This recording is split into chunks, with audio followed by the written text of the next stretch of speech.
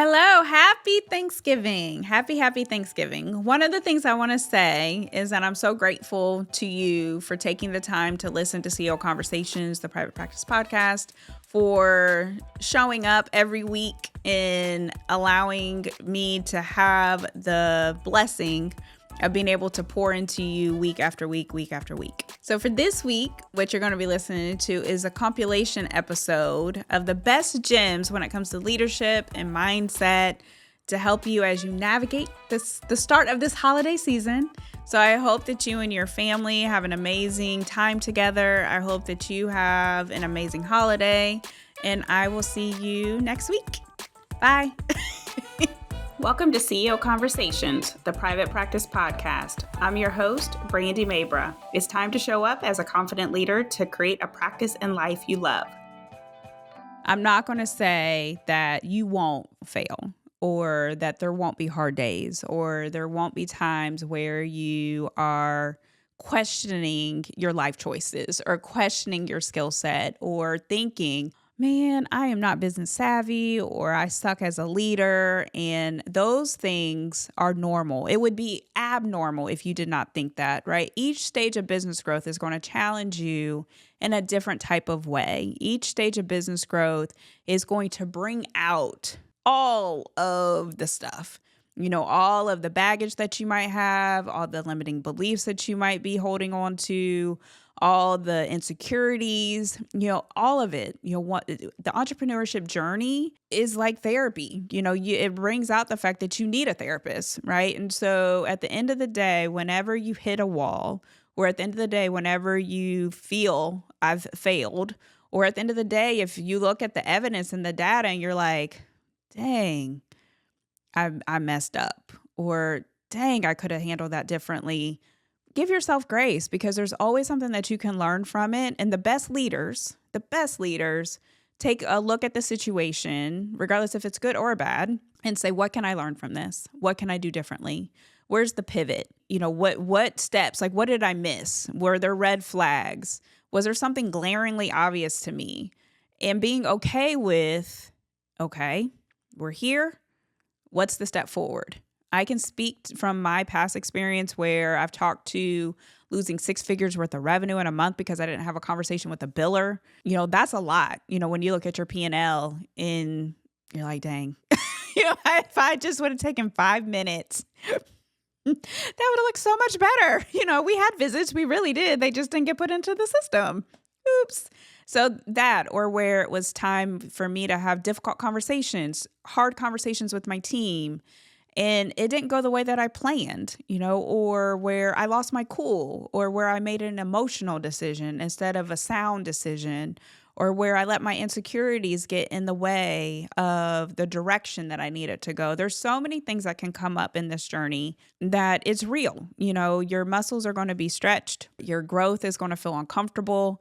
But at the end of the day, you can do this work. If you have the vision, it's meant for you. It does not mean that there's not going to be the fine print. This goes back to my favorite book. And if you have not read it, it's Bamboozled by Jesus. And it's by Yvonne Orji. It's the best read because she talks through this, like the fine print that God does not tell you when he gives you this big goals and dreams. When you have the vision of, oh, I'm going to be a New York bestseller Times author, or, oh, I'm going to be on Good Morning America today, or, oh, I'm going to help hundreds of people or millions of people, or, oh, God told me I needed to start this business, or God told me I needed to move in this direction.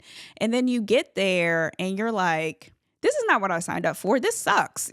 What is this? Like, what does this look like? And it's very real, but there is learning lessons in every single scenario. But you have to have the perception of that, and you have to recognize that it's happening for you. I used to never understand that. Like, I remember when I first got into entrepreneurship, and I think I've said this before, where like, what do you mean it's happening for me?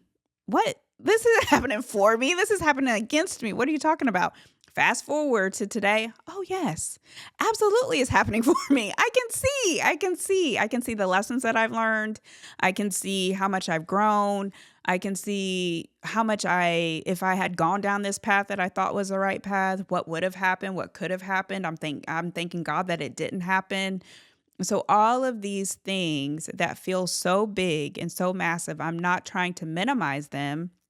What I'm trying to get you to understand is that it's power for the course, right? It's setting you up for something bigger. It's setting you up for the full purpose that you have. And if these things did not happen, if you did not fail, if you did not fall flat on your face, if you did not lose the money, if you did not make the bad investment, if you did not maybe, if you hired the wrong person, if the person left the practice, all of that is helping you get to the place that you're meant to go. And it starts with the mindset. It absolutely starts with the mindset. I'm a CEO.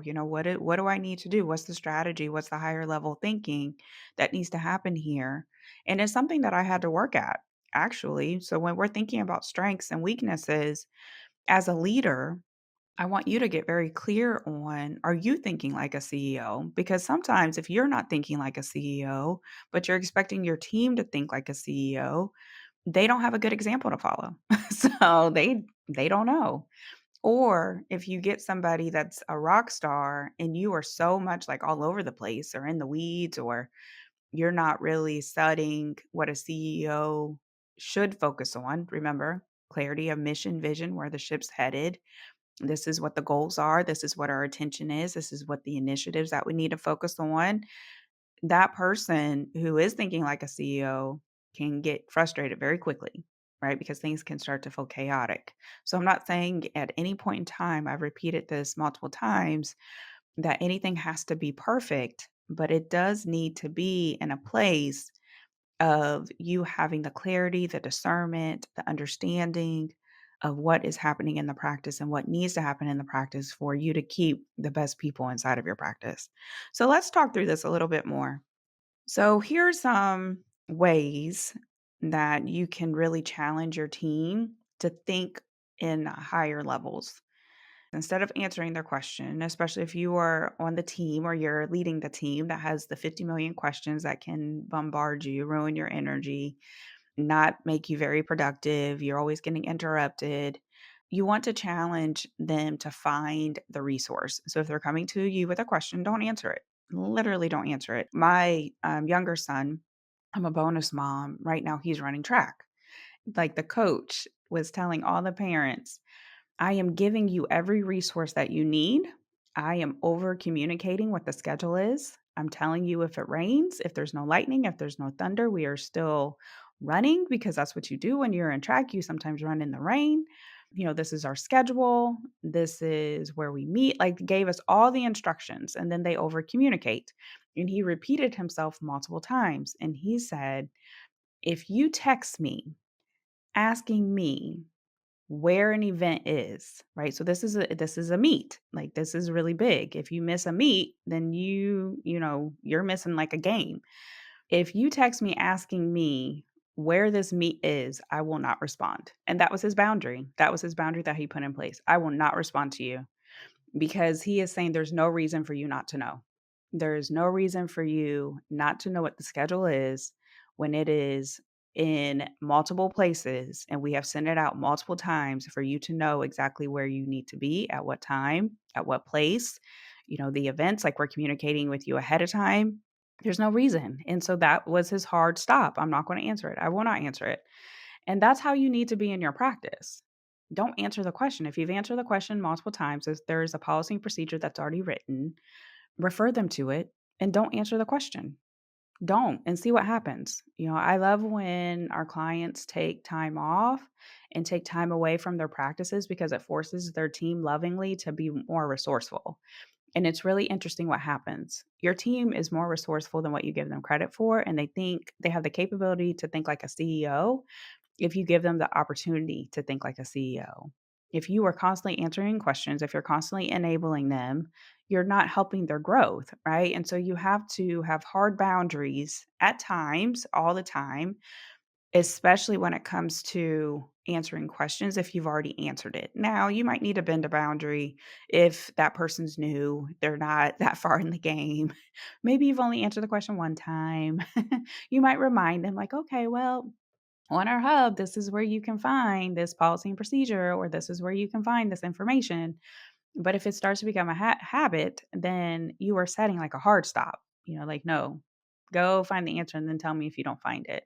And I remember in my career, I had to learn this because literally my office, I've always had an open door policy. I'm using air quotes, but they ran me ragged because they were in and out of my office all day long with questions. I was getting pings, I was getting emails, and that was a sign of inefficiency on my part, right? A sign of me not communicating effectively. So I had to own that. And eventually we got to a place where I had resources. I was utilizing my team. I had leads in place and coordinators to try to help with filtering things. And there was no reason for anybody to come to me. So I had to start to remember you have the resource, find the resource. And then if you have questions, go to your manager. And then if your manager has questions, then your manager can come to me. Like I had to start to be very clear on what the steps were fully in order to help me help myself and help the team to be more resourceful and for me to protect my energy because it was driving me crazy. I was burning out. I was tired. I was working way too many hours. And so that's one of the things that I had to put in place was just hard boundaries. And it felt very mean. I can't even say it any other way. I just felt very diva-ish, mean, like, oh my gosh, I'm being extra. Why don't I can just answer their question? They're going to hate me. But what ended up happening was the opposite. I got better team reviews because the team felt more supported because they knew where to find the answer. They didn't want to come to me. A lot of times they felt stupid coming to me because they had a question and they had to gear up like all this confidence and all this like strength in order to come to me to even ask the question. So when I started pointing them in the right direction and giving them the resource that they needed to be successful, that's why I say this so much. It was a game changer. And I guarantee you, if you were to sit down with each and every one of your team members and ask them, which one would you rather for me to focus on?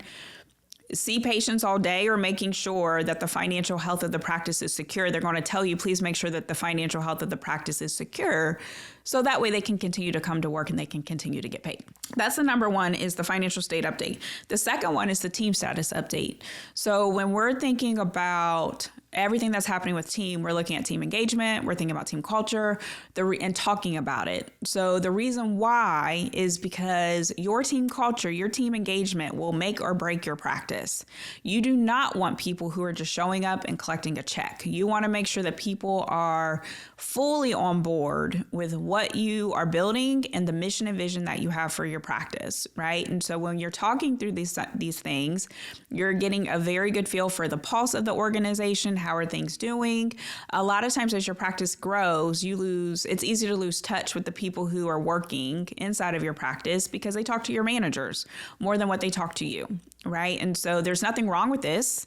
Your job is to lead the managers. Your job is to, again, not be aloof, but sometimes those intimate conversations are happening with the manager or the leader versus you. And you still need to be privy to it. So that way you understand what's happening inside of your practice and you can make decisions accordingly.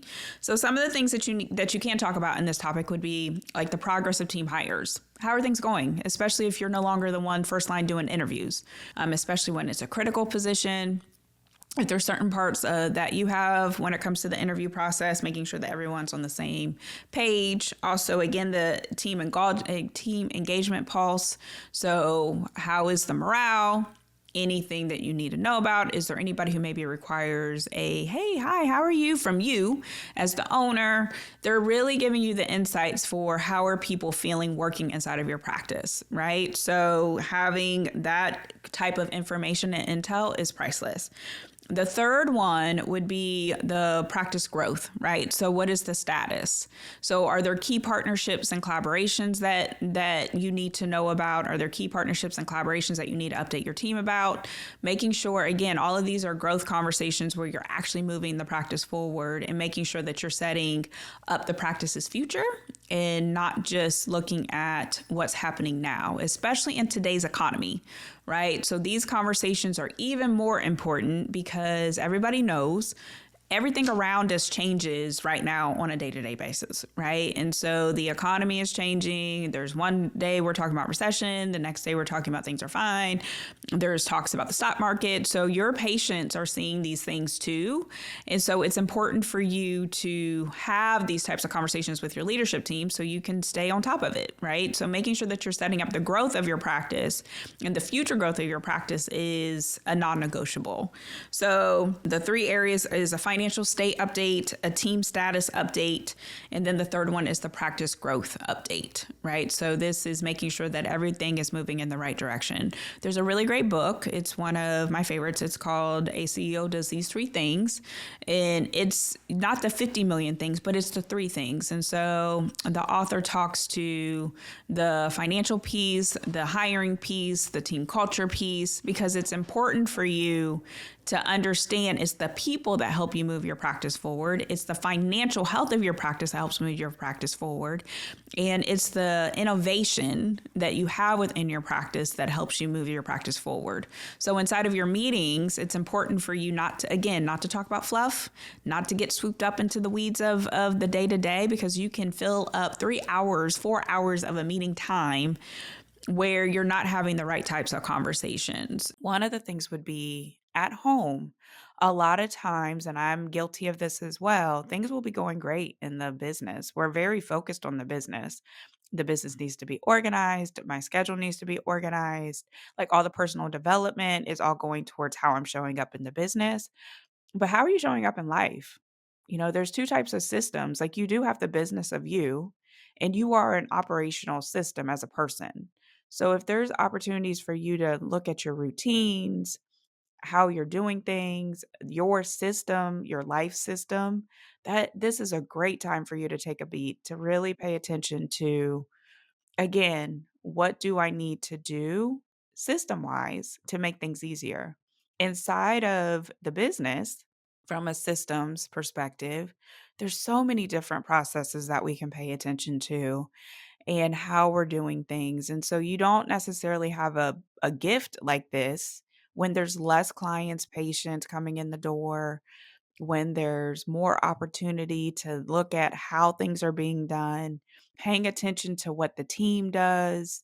During busy seasons, a lot of things can be hidden that aren't working. Team members look more productive than what they really are. And it's nice when you have a slowdown because you can actually take a minute to pay attention. That's really what it's about, pay attention. So for me, during my slow time, I'm all about like, what do I need to do to set myself up personally?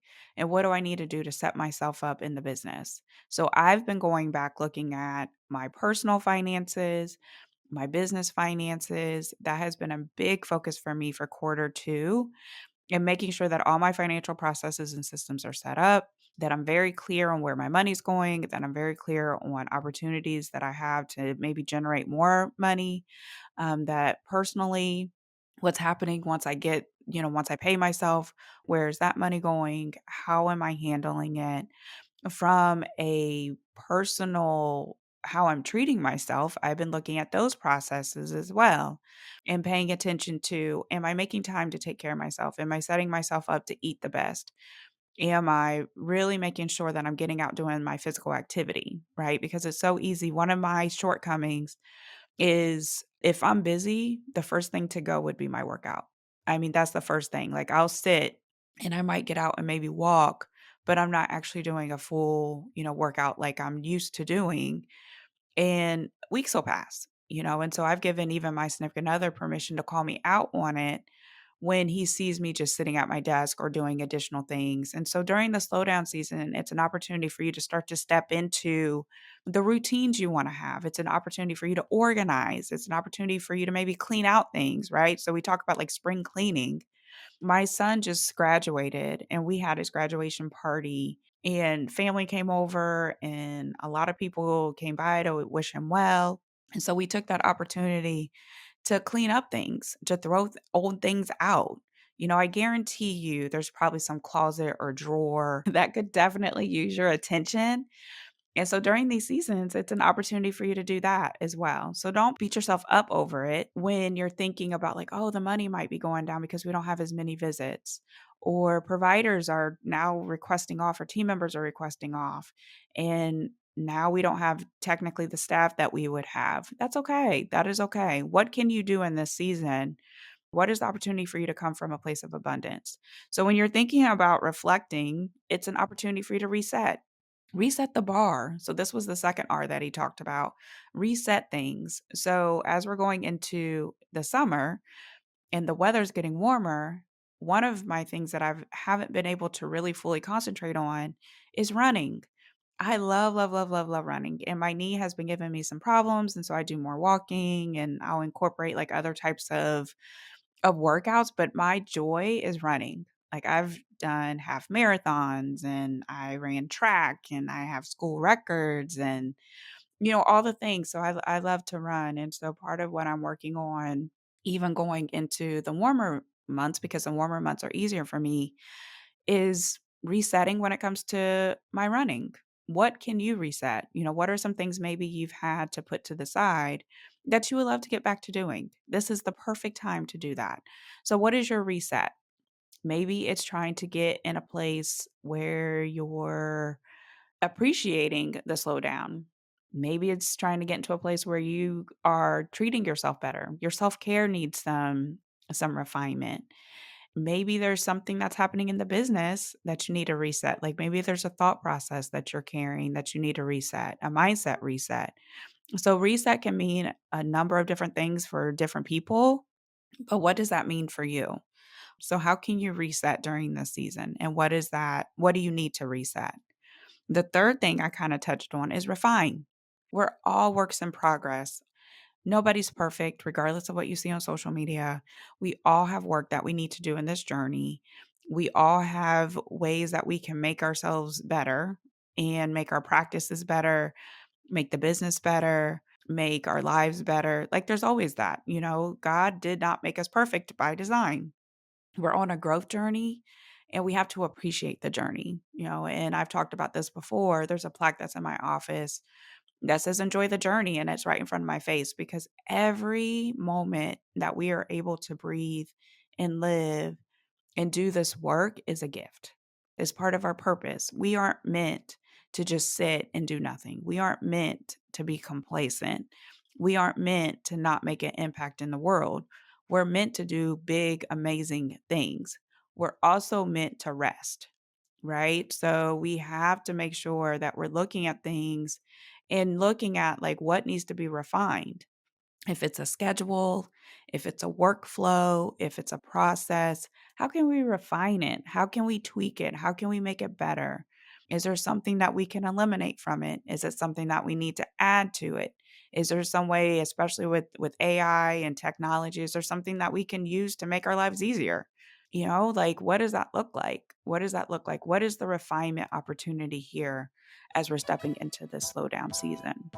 Thanks for listening today. I hope you enjoyed the episode and it empowers you as the CEO of your practice. If you enjoyed the podcast, please make sure you subscribe, share the message, and leave a review. If you want more information and support in growing and scaling your practice, click the link in the show notes to take advantage of our free resources or apply to work with me directly. Thanks again, and I'll see you next time.